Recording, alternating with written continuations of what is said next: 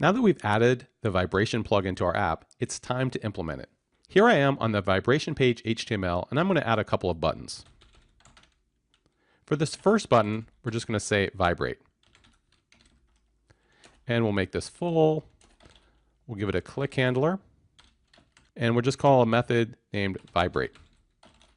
I'm going to copy this button and add another one below it called vibrate pattern. And the method will be vibrate pattern. Now if we flip over to vibrationpage.ts, the first thing we need to do is add an import for Ionic native. And specifically what we're going to import is vibration. Now you saw this import right here, Ionic native.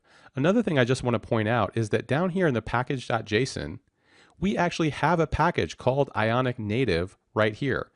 It's not always noticeable because it's added to our project by default when we first run the Ionic new project command. Now let's add our methods. First one was vibrate. And all we're going to do is we're going to say vibration, vibrate. And then it takes milliseconds. So we'll give 2000. So it's 2000 milliseconds, which is 2 seconds. Let's add a second method here, vibrate, pattern. And this time, we're still going to call the vibrate method again, but we're going to send it in an array. So what's going to happen here with the array is the first argument, 2000 milliseconds, that's how long it should vibrate. The second argument, that's how long it should pause, no vibration. And then we're going to do another vibration, 500 milliseconds. So it's going to vibrate for 2 seconds, nothing for 1 second, and then vibrate for a half a second. Another thing to point out is that the native plugins aren't always identical on every platform. For example, vibration.vibrate on iOS, it just does a basic vibration and you're not allowed to control the duration. You also can't give it a vibration pattern. However, on Android, you can control the duration and give it a pattern. Another thing to point out is if I had done this import command and all my code looks great, but if I had forgotten to actually add the vibration plugin to my app, that's a case where the object will be undefined because you haven't actually added that library. So always make sure you're actually explicitly adding the plugins that you're using.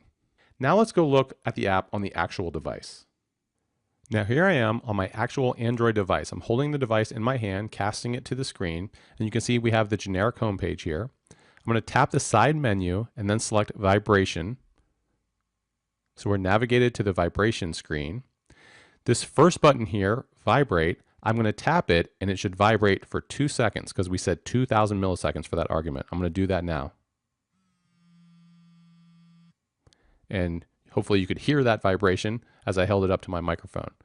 Let's tap the second button now.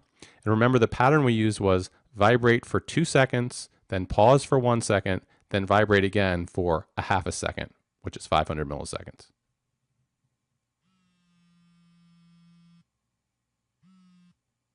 So you heard the longer vibration and then a 1 second pause and then the shorter 500 millisecond vibration. The vibration plugin is a good example of how easy it is to add native plugins to your app and in many cases be able to access those native device features in just one line of code. In the upcoming demos, we'll look at several other native plugins.